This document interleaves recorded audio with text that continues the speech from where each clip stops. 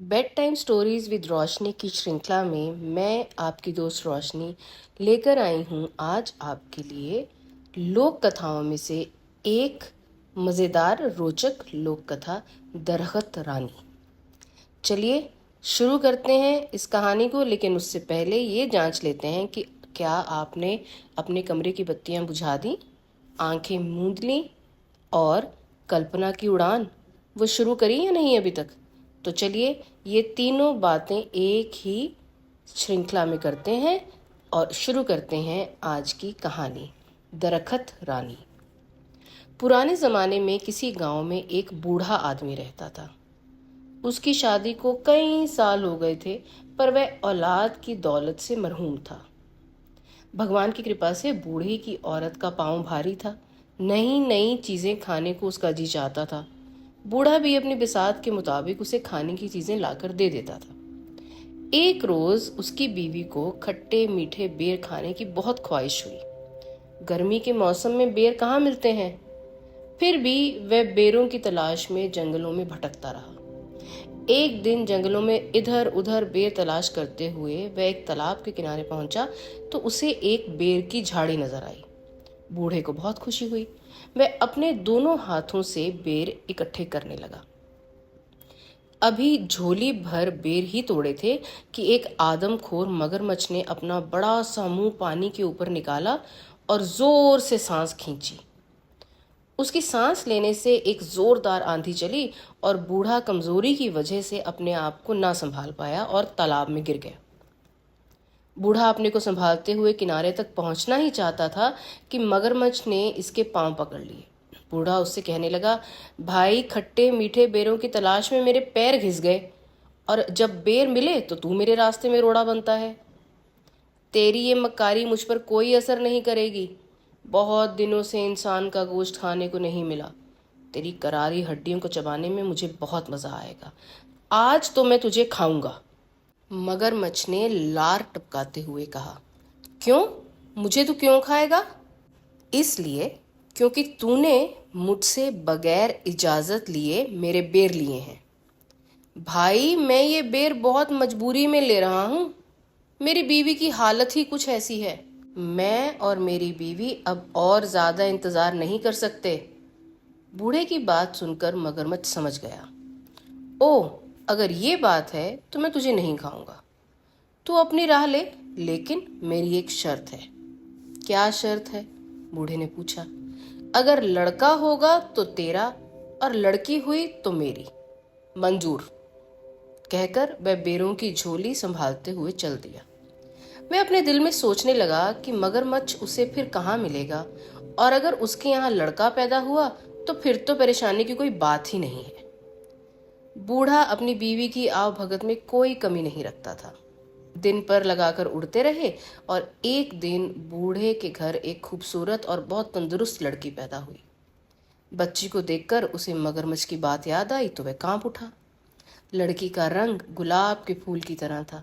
उसकी आंखें हीरों की तरह चमकदार थीं। वह परियों की तरह हसीन और मासूम थी।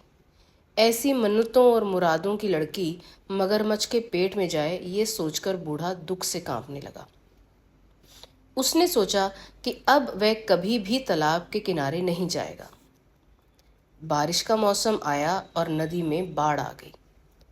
मगरमच्छ पानी में बहकर तालाब से निकलकर खेत में आ गया। अब तो उसे आसानी से शिकार मिलने लगे। एक दिन बूढ़ा खेत से सब्जी तोड़कर ला रहा था तो रास्ते में मगरमच्छ ने उसे रोककर सवाल किया, क्यों बे बुढ़े, मुझसे छुपता क्यों है? तुम मुझसे छुपकर कहाँ भागेगा? सीधी तरह बता, तेरे यहाँ लड़की हुई या लड़का? लड़की हुई है, बूढ़े ने सहमी हुई आवाज में कहा। तो फिर वह मेरी है। मेरी अमानत को अब तक तूने अपने पास क्यों रखा है? क्या तू अमानत में खयानत करना चाहता है? इतनी छोटी बच्ची को तुझे कैसे दे दूं? बूढ़े ने कहा। 14 साल पहले तूने मुझसे वादा किया था। क्या अब भी वह बच्ची है? तू बाप की नजर से देखता है। वह अगर बूढ़ी भी हो जाएगी तब भी वह बच्ची ही रहेगी तेरे लिए। तू मुझे अब और बेवकूफ नहीं बना सकता। मैं तुझे चैन से नहीं रहने दूंगा। देख, अगर तूने लड़की को कल ही लाकर मुझे नहीं दिया तो मैं तुम तीनों को एक एक करके खत्म कर दूंगा। मगरमच्छ ने कहा, वह मेरी बेटी है, अपना खून तुझे मैं कैसे दे दूं? लोग क्या कहेंगे? बूढ़े ने सवाल किया। लोग क्या कहेंगे? वह मैं नहीं जानता। तू क्या कहता है? वादा खिलाफी करना चाहता है? मगरमच्छ ने गुस्से से चिल्लाकर कहा, नहीं नहीं, ये बात नहीं है। मैं चाहता हूं कि मेरी बेटी को इस बात का पता न चले। और बूढ़ा कहते कहते रुक गया। तू क्या चाहता है, बोल, मगरमच्छ ने कहा। मेरी लड़की को कमल का फूल बहुत पसंद है। तू अपनी पीठ पर एक कमल का फूल रखकर तालाब के अंदर पानी के नीचे बैठे रहना। जब लड़की खुशी से इसे लेने जाएगी तो इसे तू ले जाना। मगरमच्छ को ये तरकीब पसंद आई। दूसरे दिन जब बूढ़े ने अपनी बीवी को बताया तो लड़की की माँ परेशान हो गई। वह अपने आप को कोस रही थी कि क्यों उसने बेर खाने की ख्वाहिश की। आज उसकी बेटी मौत के मुंह में जा रही थी, भगवान उसे मौत क्यों नहीं दे देता। उसका दिल रो रहा था, लेकिन वह लड़की से कह रही थी, बेटी, कितने दिन हुए नानी के घर तू नहीं गई? मैं तुझे याद कर रही है। तो आज अपने बाप के साथ नानी के घर चली जा, 2 दिन रहकर वापस आ जाना। ननिहाल जाने की बात सुनकर बेटी को खुशी हुई। उसके लिए उसके मामा का घर जन्नत से कुछ कम नहीं था। वहाँ की हर चीज़ उसे पसंद थी। वहाँ का चांद खूबसूरत था, वहाँ के फूल खूबसूरत और फल रसीले थे। नानी के घर जाने की खबर सुनकर वे खुशी से नए कपड़े पहनकर तैयार हो गई।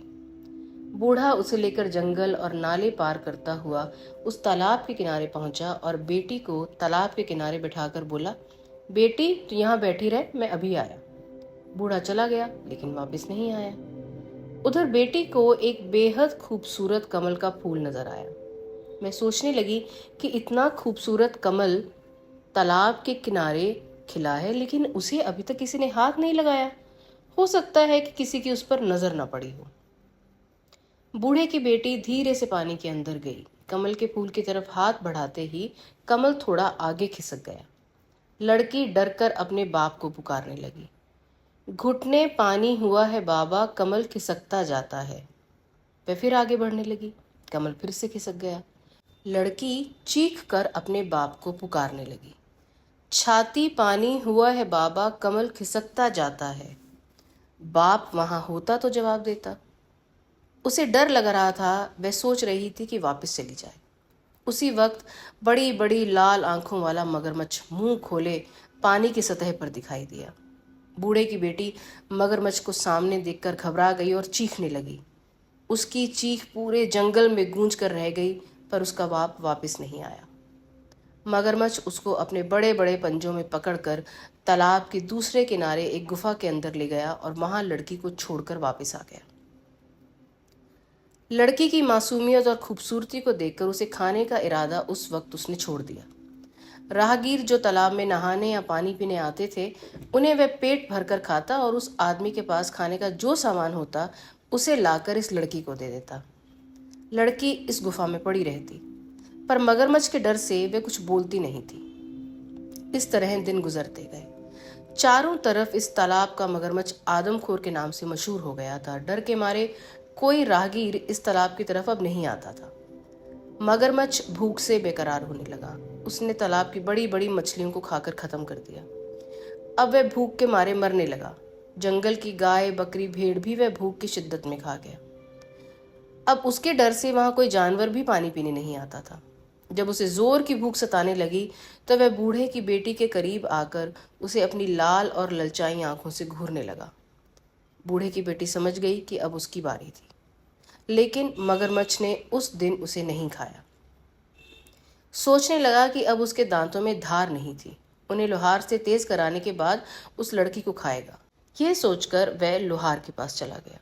उधर बूढ़े की बेटी अपनी जान बचाने की तरकीब सोचने लगी। गुफा में जितने सोने चांदी के जेवरात मगरमच्छ ने लाकर रखे थे, उसने सबको इकट्ठा किया और एक टोकरी में रखकर सूखे पत्ते और छोटी छोटी लकड़ियों से उसे ढक लिया और अपने जिस्म पर कीचड़ लेप कर अपनी सूरत एक अंधी बुढ़िया जैसी बना ली और टोकरी कमर पर लाद कर लाठी टेकते टेकते जाने लगी। जैसे ही वह गुफा से बाहर निकली, उसी वक्त मगरमच्छ आ गया और दहाड़ कर पूछने लगा, तू कौन है? बूढ़े की बेटी डर से कांपने लगी, लेकिन बाद में खुद को संभालते हुए बोली, मैं अंधी बूढ़ी हूँ, हड्डियों की लड़ी हूँ। मेरे बदन में क्या है जो तू खाएगा? तू अपनी गुफा को जा, वहां तेरे लिए एक तंदुरुस्त लड़की मौजूद है। उसकी हड्डियां चबाने में तुझे मजा आएगा। मगरमच्छ उसे पहचान न सका। उसके मुंह में इंसानी गोश्त के मजे को सोचकर पानी आ गया और वह तेजी से गुफा के अंदर चला गया। बूढ़े की बेटी उससे छुटकारा मिलते ही दौड़ने लगी और घने जंगल में गुम हो गई। वह सोच रही थी कि जिस माँ बाप ने उसे धोखा देकर मगरमच्छ के हवाले कर दिया, मैं उनके पास नहीं जाएगी। यही कुछ सोचते हुए घने जंगल की ओर चली जा रही थी और उसे शेर की गरज सुनाई दी। उसका दिल जोर जोर से धड़कने लगा। वह खौफ के मारे इधर उधर छुपने की जगह ढूंढने लगी। इतनी देर में एक हाथी के बराबर ऊंचा और बड़ा शेर उसके सामने आ गया।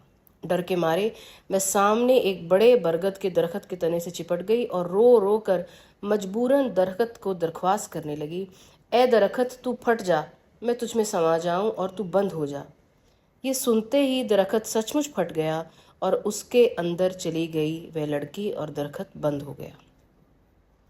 एक दिन एक राजकुमार शिकार करने के लिए उसी जंगल में आया। वह दातुन के लिए एक शाख काटने लगा तो उसके कानों में ये आवाज आई, राजकुमार, धीरे धीरे काट, कहीं मेरी आंख फूट न जाए, मेरी नाक कट न जाए, मेरे हाथ टूट न जाए। ये सुरीली आवाज सुनकर राजकुमार को हैरत हुई और वह दातुन किए बगैर राजमहल वापस चला गया। उस रात भर वह उसी जादुई दरख्त के बारे में सोचता रहा। राजमहल में राजकुमार की शादी की तैयारियां हो रही थीं। ज्योतिषी और पुरोहित राजकुमार को समझा रहे थे, लेकिन राजकुमार की बस एक ही जिद थी कि वह उसी दरख्त से शादी करेगा। अगर उसकी शादी उस दरख्त से नहीं हुई तो वह अपनी जान दे देगा। राजकुमार राजा की इकलौती संतान था। उसकी नज़र में शादी की अहमियत बेटे की जिंदगी से कम ही थी, इसलिए राजकुमार की ख्वाहिश पूरी की गई। उसी दरख्त के साथ उसकी शादी की रस्म अदा की गई। राजकुमार ने उस दरख्त को वहां से उखाड़कर अपने महल के किसी बाग में लगवा लिया। बूढ़े की बेटी रात गए दरख्त से निकलती और महल के अंदर जाकर उससे मिलती और सुबह होते ही वापस दरख्त के अंदर चली जाती।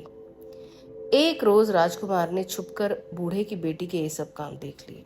दूसरे दिन जब बूढ़े की बेटी दरख्त से निकलकर महल के अंदर गई तो राजकुमार ने उसे देख लिया और दरख्त को आग लगाकर भस्म कर दिया। बूढ़े की बेटी दौड़ती हुई आई और बोली, ये तुमने क्या किया? इस पर राजकुमार ने कहा, इतना बड़ा महल है, तुम इसमें रह सकती हो, इस खूबसूरत बाग में घूम सकती हो, बेवजह इस दरख्त के अंधेरे में क्यों सड़ती रहती हो? और फिर मैं तुमसे बेइंतहा मोहब्बत करता हूँ।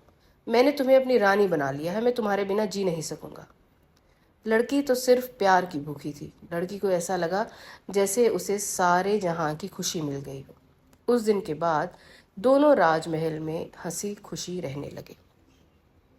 जिन कहानियों का अंत ऐसा होता है जहां सब कुछ ठीक हो जाता है और सब हंसी खुशी रहने लगते हैं, ऐसी कहानियां बड़ी तसल्ली बख्श होती हैं।